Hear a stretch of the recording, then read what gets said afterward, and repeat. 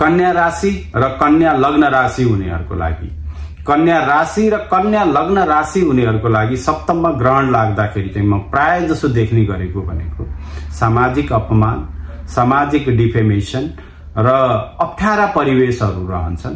यदि तपाईं पहिले नै यी चीजबिजहरूबाट झेल्दै आइरहनु भएको थियो भने अब निजात पनि मिल्छ है। फेरि अब राहुको परिवर्तन सँगसँगै ग्रहण खत्म भए सँगसँगै तपाईलाई अपमान, वैवाहिक झन्झट, पेशा तथा व्यवसायको झन्झट, यी सम्पूर्ण कुराहरू भइरहेका थिए भने शनि महाराजको सप्तममा एन्ट्री भनेको तपाईलाई यी चीजबिजहरूमा बढोत्तरी दिनु पनि भन्ने हुन्छ कि तपाईको सम्मान बढ्दैछ, तपाईको इज्जत बढ्दैछ, तपाईलाई प्रतिष्ठा बढ्दैछ। तर अब तपाईं यो 1 वर्षसम्मको ग्रहणमा झेलिरहनु भएको थिएन भने अब चाहिँ भयंकर ठूलो समस्या पर्न पनि सक्छ कन्या राशि या कन्या लग्न राशि हुनेहरूको लागि। यसमा तपाईलाई धेरै घरहरू प्राप्त हुने, धेरै धन सम्पदाहरू प्राप्त हुने, वैवाहिक उमेरमा जाँदै हुनुहुन्छ भने वैवाहिक सम्बन्धहरू पनि स्थापित हुने समय परेको छ।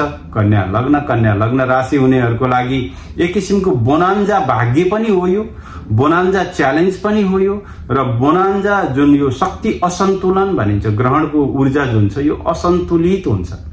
तपाईले जति झेल्छु भन्नुभएको हुन्छ त्यति नै यसले के गर्छ भने पीडा पनि दिने हुनाले तपाई बौद्धिक रूपमा, सामाजिक रूपमा, आर्थिक रूपमा कारोबारहरू गर्दै हुनुहुन्छ भने अति नै क्लीन भएर कार्यहरू गर्नाले तपाईलाई फाइदा हुन्छ। जसै शनि ग्रह उदय सँगसँगै अबको 2.5 साल तपाईलाई मालामाल गर्ने समय पनि परेको छ।